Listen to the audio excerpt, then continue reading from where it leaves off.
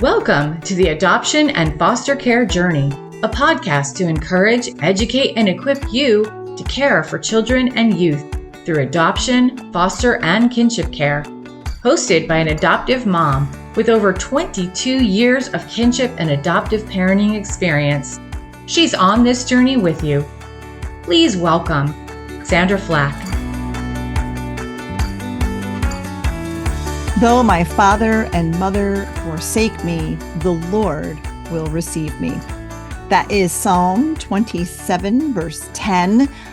I'm Sandra Flach, your host. Welcome to this episode of the Adoption and Foster Care Journey. I am grateful you tuned in for some encouragement and for some community today. Speaking of encouragement and community, if you are raising children who were prenatally exposed to alcohol or other drugs, you know how hard the parenting journey can be. We can become isolated. We can feel alone, that nobody gets it, right? Or, feels like we're always battling the school and trying to get supports and services and diagnoses and all of those things. But you are not alone. We have a whole community who gets it, right? Fellow adoptive and foster parents who are also on this same journey, all here to support you. So check it out. Sandra Flach, host of the Adoption and Foster Care Journey podcast, and FASD educator Debbie Raymond invite you to join Hope for the FASD Journey, a virtual support community for parents and caregivers raising individuals with fetal alcohol spectrum disorder, diagnosed or not. This faith-based support community meets online 3 times each month, features special VIP guests, and a private Facebook group for members only, which includes Soul Care Saturday video devotionals led by Sandra and Deb. Both Sandra and Deb are adoptive moms raising kids with FASD and facilitators of the Facets neurobehavioral model. For details and to register, visit justicefororphansny.org/hope-community. That's justicefororphansny.org/hope-community. Did you know that FASD is the leading cause of developmental and learning disabilities worldwide? I know it's shocking because most people haven't really heard of FASD, but yet it affects 1 in 20 school-age children here in the United States, and even more. The rates are much higher in the foster and adoption community, and it's like more than 80%. And most of our kiddos are either not diagnosed at all or they're misdiagnosed with that whole alphabet soup of diagnoses, which, may or may not be exactly accurate. Most likely, a lot of those diagnoses are based on symptoms that are really caused by prenatal alcohol. So exposure.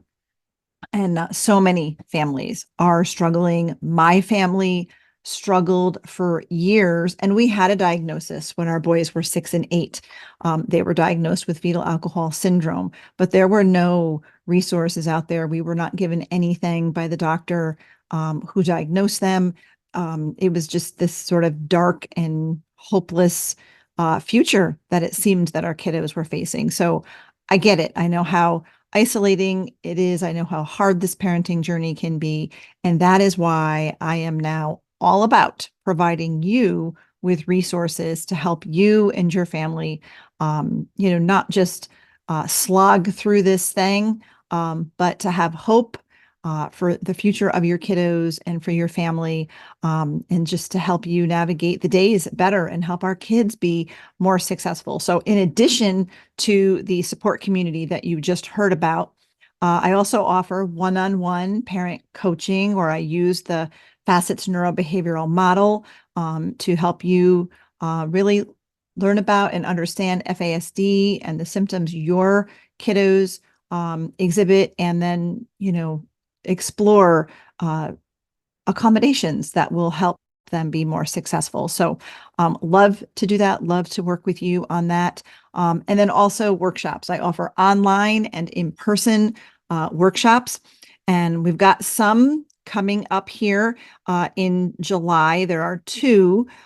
Wednesday, July 10th at 10 a.m. Eastern, I'm offering a free lunch and learn. It's a 1-hour intro to FASD. It's great for parents who are just starting to get a handle on this and learn about it, but also anybody else in your kids' lives who may not understand FASD or may not understand your kids. And that could be, their school teacher, their grandparent, their babysitter, child care provider, adult siblings, Sunday school teacher, youth group leader, you name it, whoever's in your kids' lives. So that is free. It's 1 hour. It's live. I do that. They're able to ask questions and we have a great conversation. But if you're looking for something a little bit deeper than that 1 hour intro, I do have a 3-hour FASD workshop using the Facets neurobehavioral model. It goes deeper than just what the 1 hour intro is. And that the next one of the 3-hour that I'm offering is Wednesday, July 24th at 10 a.m. Eastern time. And I mix up, every month I offer these and I try different days of the week and different times of the day. So if you've been listening for a while and you're like, I really want to do one of those, but the time never meshes with my schedule, send me an email. Shoot me an email, Sandra Flach at justicefororphansny.org. And I would gladly accommodate you in providing a workshop at a time that works best for your schedule, because I'm usually just guessing when it's going to work out good or basing it on my schedule. I try to shuffle it around. But again, I'd love to hear from you if there's a certain time that's better for you.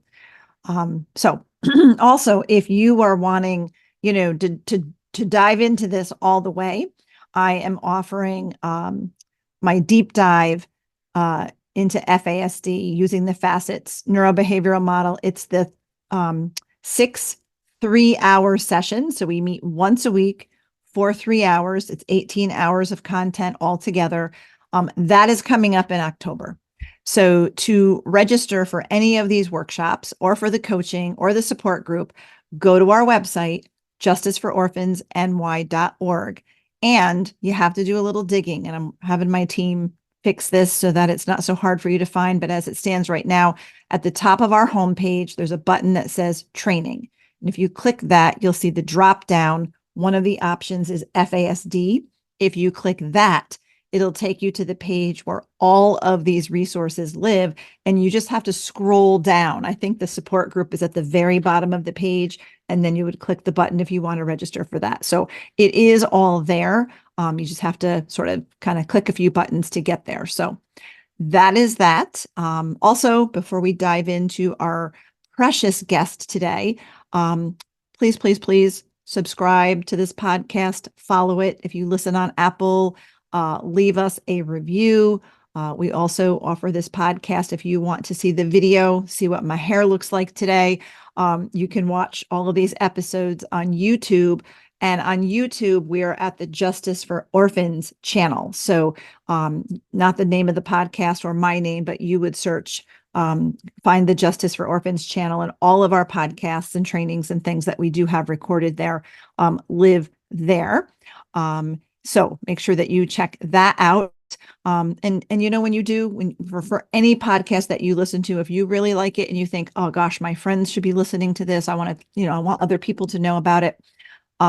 When you subscribe or leave a review, that does actually affect the algorithm, so that when people are searching, for example, if you think someone would like to listen to this podcast, and they might put in their search adoption podcasts or foster parenting podcasts, in order for us to come up there towards the top of that list and get some attention, it's based on where we land is based on how many downloads, how many likes and follows and reviews and all of that. So you really do help out a podcaster when you take the time to do that. So enough said about that. I want to get to our guest. Like I said, precious guest with us today, Marina Carrier lived through early trauma as an illegitimate, unwanted child. As a little girl, she was sexually abused and left for dead. As an adult, she became a teacher, married, even adopted a child. God called her back to the church, where she learned what it means to live in the spirit and in truth. Marina grew in humility and learned the mystery of giving all her burdens to Christ. Gradually, her suffering of her early years became revealed and unraveled as she needed to embrace her faith and allow change in her heart and to live for love. With greater understanding of the effects of trauma and PTSD, healing in faith brought compassion and a will to bless and serve others who also bear the heavy burden of lovelessness and shame. So please welcome Marina Carrier. Welcome to the show, Marina. Thank you very, very, very much. It's such an honor to be here. It's such a joy. I love when a door opens and, we can allow the light of Christ to shine through it. Yes. Yes. Amen. We've already had a precious conversation, you and I, before I even hit record. So I'm so excited to have you on the show. And I know our listeners will hear you and understand that you have an accent. So you are from one place, but I know that you are joining us on holiday from Greece. So where do you call home, though? I suppose if I really called anywhere home, it would be Yorkshire in England, because I was born in Yorkshire. No, actually, I wasn't. I was brought up in Yorkshire. And my home base accent is right abroad. But I live now in an area in Edinburgh, and it's a very, you can't call it downtown. It's a very special area of where broken people were given a chance to relive with their families after the war. So I feel honored to be there. I love that. Love that. And so grateful that you are here with us today. Because I know I haven't gotten all the way through your first book, but I've purchased your book and I've been enjoying reading some of your story and your poetry and your prayers. And but for our listeners to get to know you, I know you suffered through a painful childhood. Would you share with our listeners what you know or remember or are even comfortable with sharing about your childhood? Well, I think, to be honest, what I have to say, I was baptized, and to be honest, although there were some terrible things, I was actually carried. So I can't say I remember a great deal, but since I've been here on holiday and I've had this bad throat for 6 or 7 days, and he's made me realize my childhood was essentially grey, but I was always ill. And he's made me realize why it was grey, because you've got no energy, you've got no zest, you've got no will to live or to fight. So the suffering really was the fact that my mother I was illegitimate. My mother didn't want me and failed to abort me.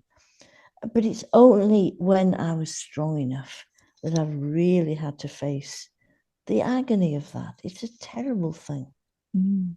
Because if your root, it's like Jesus is told, we're told that Jesus was like a root out of dry ground. Well, in a sense, for many children too, that's what they are. That's what their life is. And it was only on I was doing a timeline healing. I was doing an NLP course, practitioner course. And you have to do your own. And I realized it revealed that when she had failed to abort me, I felt guilty for being alive. So I'd lived with this guilt of being alive. So I couldn't enter into anything with zest. I couldn't, Wow. we've got to be very, very patient with wee ones. Sorry, Mm. that's a Scottishism. With small children, and even big small children, if they don't seem very enthusiastic for things, I understand that why I didn't feel very enthusiastic for things. Because as far as I was concerned, it should be aborted. Mm. So Wow. my only joy was in my teaching, which God led me to.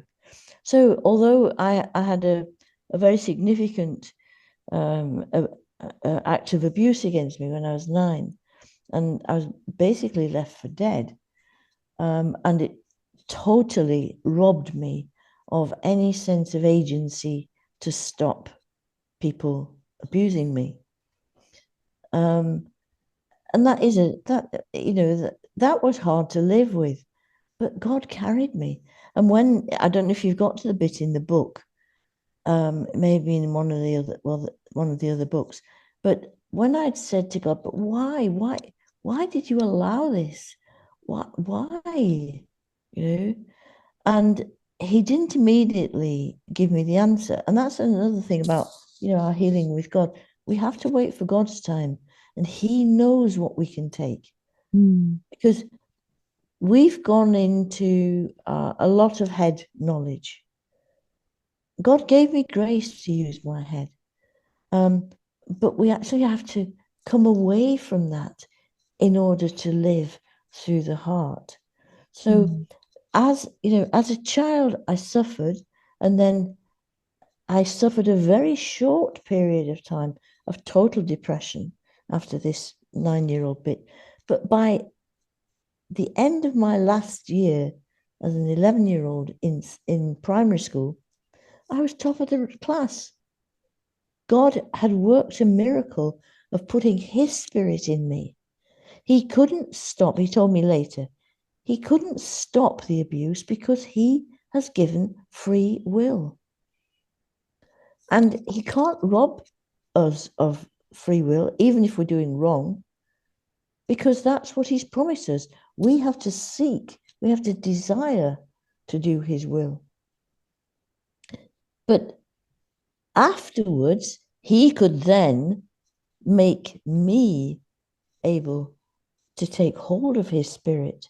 And I passed to grammar school, and then he enabled me through a boyfriend, which I hadn't looked for, to study and to go on to the sixth form at school, which meant I could take exams to go to eventually to teacher training college. I didn't get into university. But you see, it's all in God's hands. Because as a teacher, I learned to love. Mm. And I was loved. I absolutely adored all my students. And that's where he taught me how to love. Wow, I love that. But I want to go back a little bit to something you said when you were talking about the root, because, uh, your birth mom attempted abortion. It was a failed abortion.